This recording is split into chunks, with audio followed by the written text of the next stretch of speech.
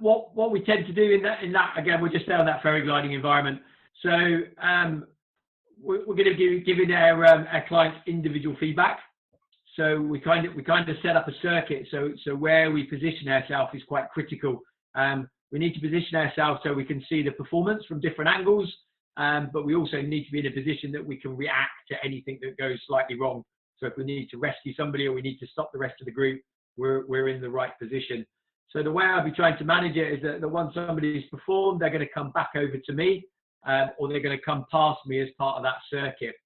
So my first indicator about whether they want any feedback is whether they ask for it or whether they give me any eye contact at that point. And that's my trigger then to either ask a question or to give them some feedback. So it very much depends on that coaching style we was talking about earlier. So whether we're on a kind of guided discovery session where we're going to plant them questions and really get them working out stuff and problem solving for themselves, or whether they're really, really struggling and actually they need that bit of information to get them through that next stage. So it might be a case of asking questions around your edges. So what edge did you use? How much edge did you use? What was the level of edging if you've already talked about grading edges? That might work for one person. Somebody else might be, you need to put more edge on the downstream side all the way across the water because they were flattening out in the middle and stuff like that. So we've got a bit of a feedback loop going on where we're asking questions and they're coming back. They might need a couple of runs to play with stuff. So they might need to do the task 2 or 3 times before they come back. And that will very much, again, depend on their style of how they take on information. So they might be people that need to just sit back and process stuff. There might be people that need to sit and observe and watch other people before they work it out and have a go themselves. They might be people that just go for it and see what happens. And if it works, it works. If it doesn't work, I'll have another go, and then I'll have another go. So we've got different characteristics of people there. It's good to give people time to reflect on it as well. If we're moving our way down the river, we can check and challenge as we go. We can check their understanding because we can take them to another environment and see if they can ferry glide on a faster bit of water, a more complex piece of water. We can stop and chat and reflect and ask questions about what are the key principles of ferry gliding, angle, edge, speed. How do we angle the boat? How do we edge the boat? How do we control the boat in the flow? So having lots of questions there is really useful. A lot depends on what their outcomes are as well. So ideally we've had that conversation at the start. It's logged in my head what they want to get out of the session and where their aspirations are and where they want to go, and then that's going to fit into that reflecting side and certainly that reviewing side. Happy clients come back again, so we want them to learn, but we want them to learn over a long period of time, which is more conducive and will tend to stick, as opposed to a short learning period where they'll go away and potentially forget it. Yeah, so just around the coaching process with reviewing and reflecting as well, not just giving the participants the opportunity to have that feedback, but thinking about ourselves, and for us to think about our session as well is an important process within coaching. So we've already mentioned that, for instance, guided discovery, like that kind of process within coaching, we may give someone a bit of a task, we're trying to get them there, but as they've come back and they've given us the incorrect answer or not the answer we were expecting, in that instant, we're thinking, okay, what can we do to bring things back? We're starting to review the question we asked.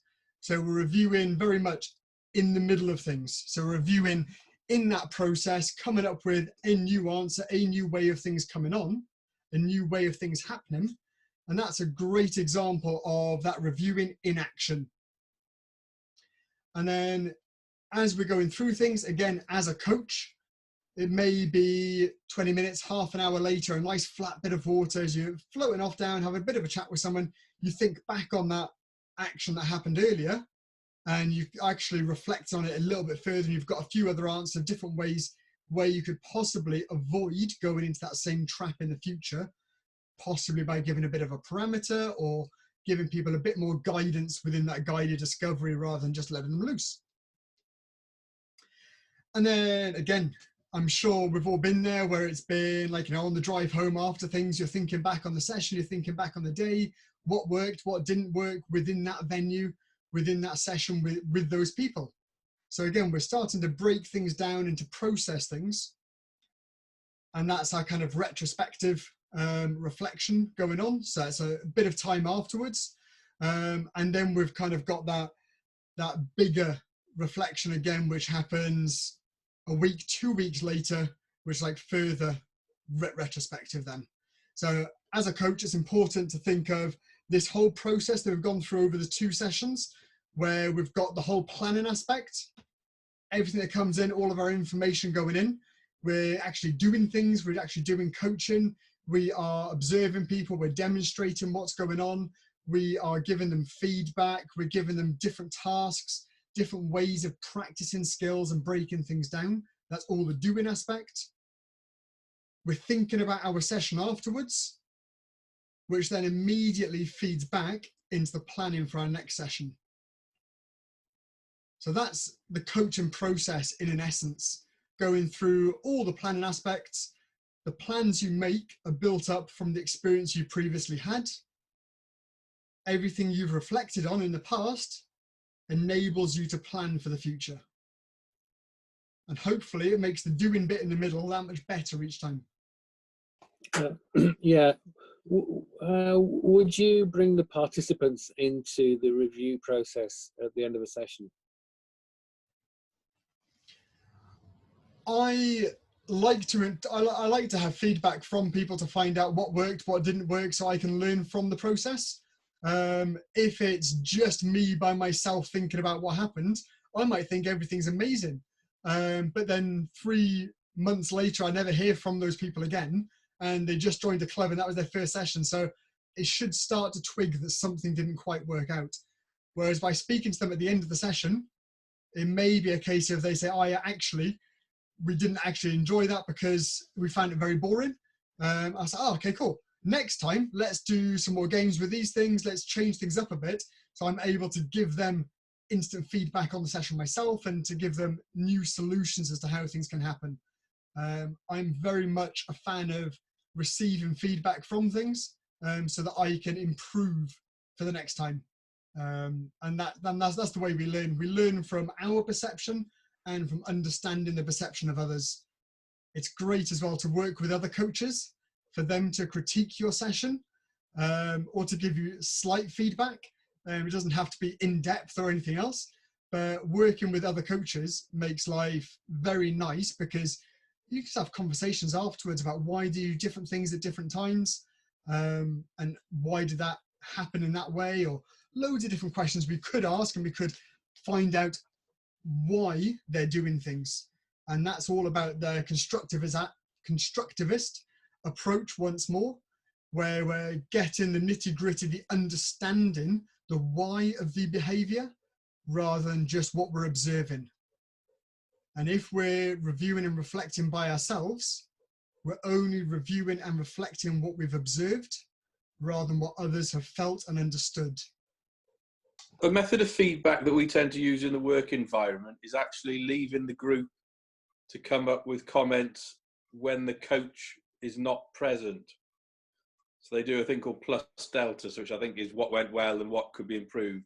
But they do it without the coach present, so they don't feel intimidated about what's being said. Is that something anybody's ever used from a kayaking point of view?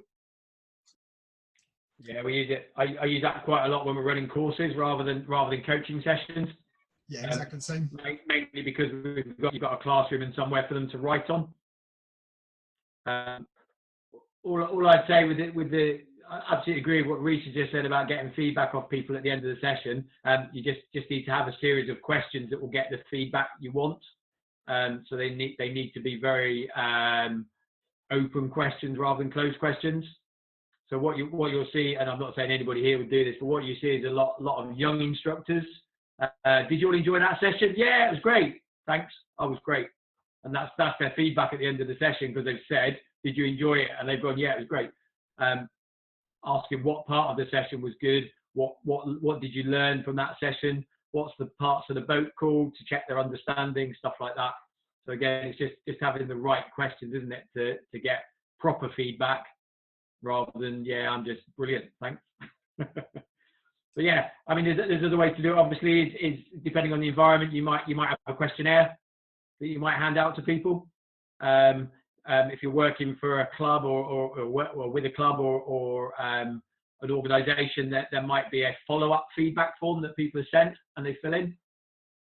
This day and age, certainly for companies, TripAdvisor, stuff like that, Google review, Facebook reviews, so we're getting feedback through those avenues as well.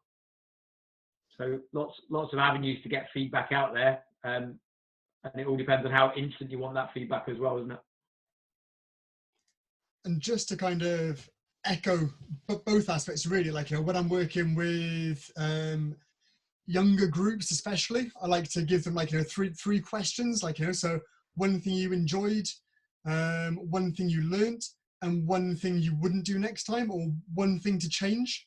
Then you're kind of getting that feedback of what needs to be adapted from the session, what you need to change, without it being overly intimidating or them needing to give back any negative feedback or anything like that. It's just a way of them saying, oh, I wish we had more time on the water maybe, or I wish we didn't have to get as wet, like, you know, getting into boats or whatever it could be. It just gives them a chance to voice something.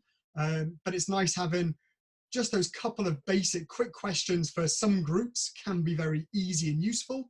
Whereas with other groups, that very, a discussion-based approach, if you're dealing with one or two adults, especially where you're out coaching them for a day or so, having a conversation at the end and finding out what worked, what didn't work. By the end of a day, just the three of you out there, you should get to know each other fairly well and to be able to give an honest opinion on things. And we should be able to construct that conversation just they feel happy and able to give you an honest opinion on things.